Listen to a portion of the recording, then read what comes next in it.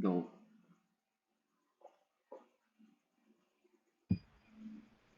Good day, everyone. The title of our case study is Case Study on Generator Protection in Nashik Thermal Power Station. Here are my group mates, Bayle JB, I, De Luna Celine, Ignacio Mateo, Ramiro Joaquim Aidan, and Ronquillo Maria Teresa.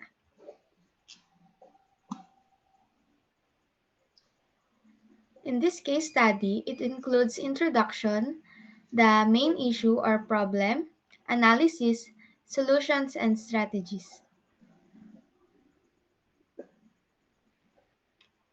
For the introduction, uh, Nashik Thermal Power Station is a 630 megawatts coal-fired thermal power station with three 210 megawatts units.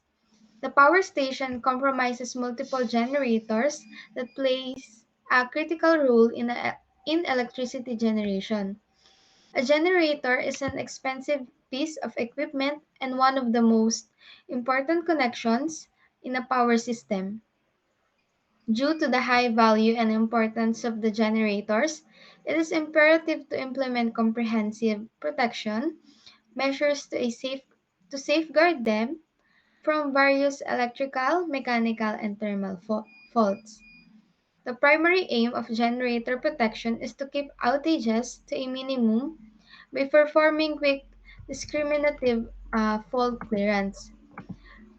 Generators also are essential components of power systems, offering several benefits and assuring a consistent supply of electricity. Generators provide backup power during scheduled or anticipated outages. Generator protection is essential for protecting generators from electrical and mechanical defects that might arise during operation. Effective protection measures aid in the prevention of generator damage and also the reduction of downtime and the continuity of power delivery to the grid. In generator protection systems, it is to identify and isolate defects as quickly as possible. Uh, Generators also provide backup power during schedule, and in addition to this, tripping of a generator are situations in which the generator shuts down or trips for a numerous of causes. It is crucial to note that these reasons for generator tripping, exact causes, and precautionary measures may differ based on the generator's type, capacity, and application. It is also important that it has regular maintenance, testing, and early examination of tripping for identifying and resolving any issues and assuring that the generator is dependable and it's safe in operation.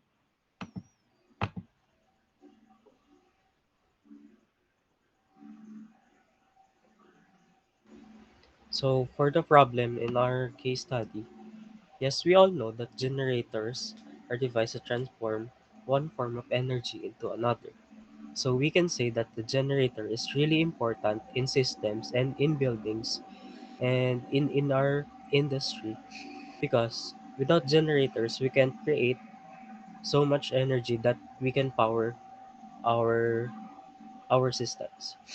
So we can say that generators are perfect systems because they might suffer some failures and damages during their processes.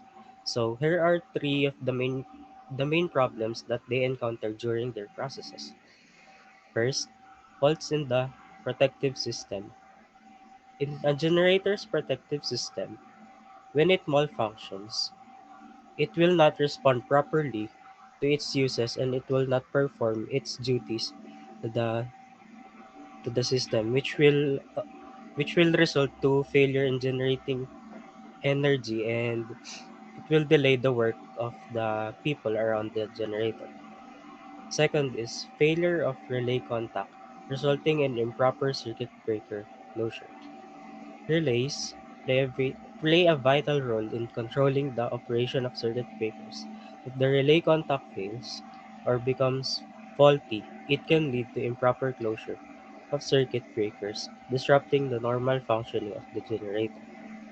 And last, failure in steam turbine blades. In power plants, utilizing steam turbines failure or damage to the turbine blades can in fact can impact the efficiency and reliability of the generator, by which it will result to failure in providing much energy to the power plant or to the building, which will also delay the work of the people. There are some of These are some of the key causes of failure that can affect generators. Implementing robust protective systems, maintaining relay integrity, and ensuring proper maintenance of turbine components are very crucial for reliable generator performance.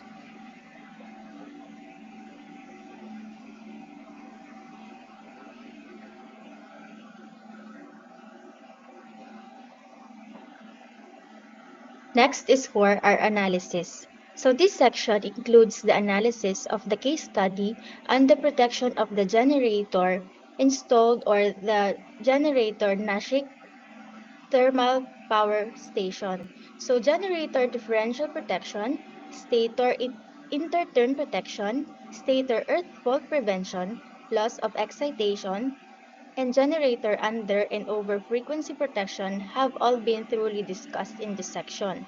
And protection of generators in power system is essential for people's safety, equipment, equipment integrity, preservation, system stability, asset dependability, assurance, grid resilience enhancement, system efficiency optimization, and regulatory compliance. To improve the overall effectiveness and safety of the power system, protection schemes offer early problem detection, quick fault isolation, and dependable running of generators. So the majority of electric power plants are primarily generators are AC generators, which means they supply the daily electricity we depend on. Generators serve as essential element on power systems since they provide an assortment of advantages and guarantee an uninterrupted supply of electrical power. The numerous ways to address the stated drawbacks are as follows.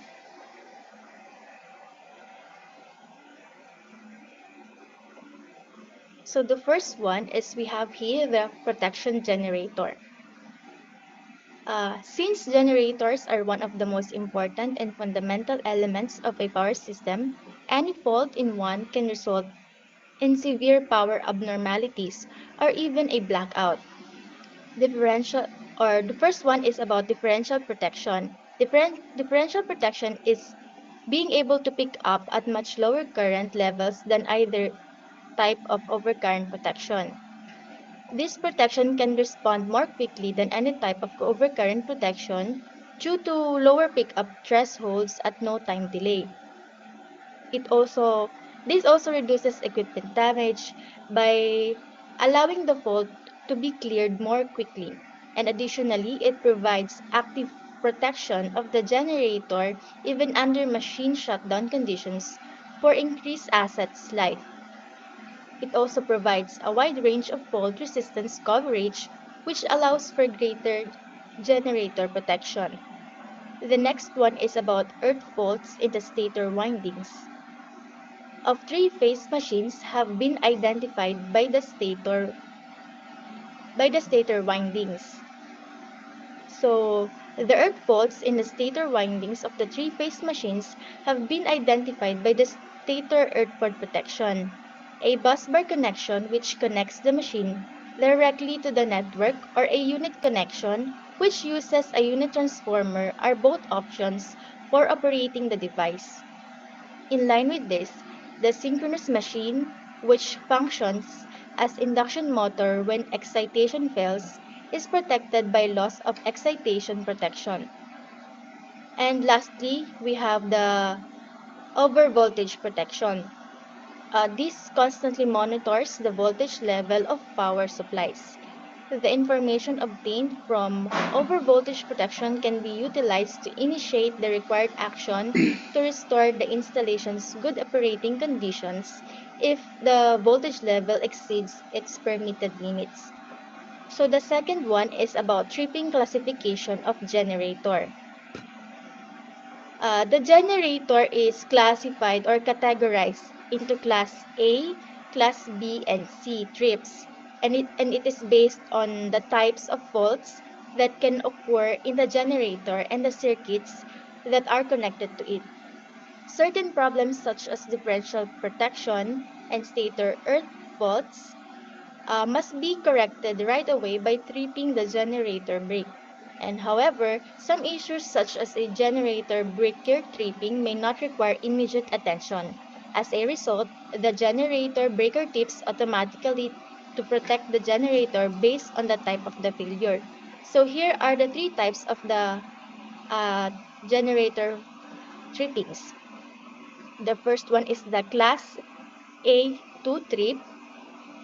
If the apparatus does not isolate from the grid supply, faults in the generator transformer, isolated phase bus duct, and unit transformer could cause damage to the generator and its connected circuits. Next one is the Class B trip. Class B trip includes some fault precautions that do not require immediate isolation. And lastly is the Class C trip. In this kind of tripping classification of generator, in the event that the grid develops failure, the synchronized generator need protection and protection for grid faults that necessitate synchronized circuit breaker disconnection falls under this class C3.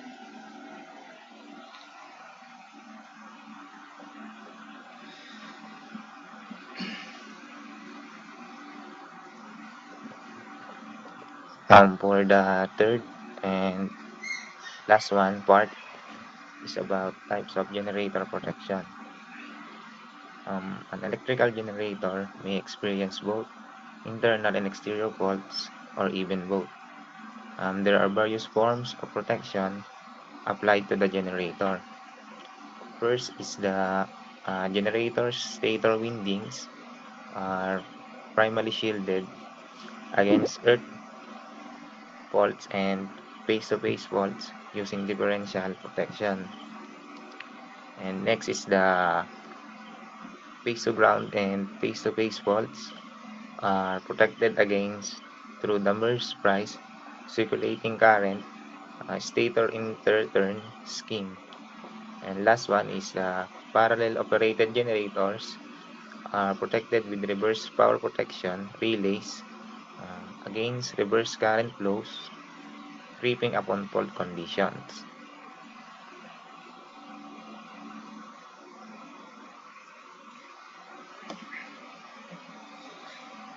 So for the solutions and strategies, there's a generator protection strategies are used to recover generator from this type of malfunction. So to recover the generator from this kind of fault, generator protection scheme of plant are designed in such way. The grouping of generator protection is made with respect to plant's need. So the concept of the protection zone is critical in protective relaying and has application that extend far beyond differential current. So 87 system.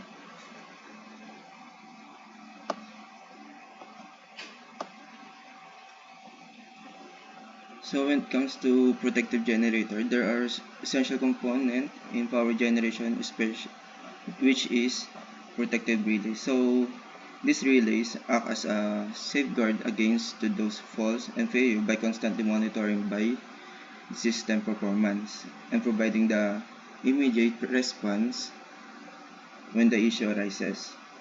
So it works by a sensor, and without this relay, generator would be exposed to various faults. So, like electrical system. So this way, the help of maintaining system reliability while preventing catastrophe events.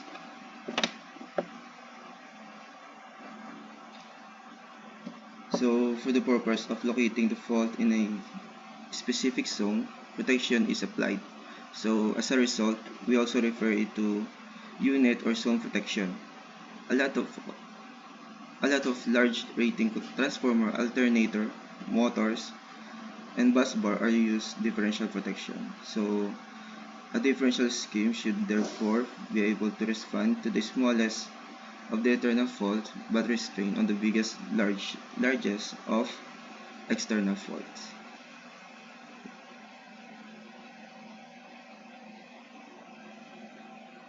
So that concludes our case study. Thank you and have a good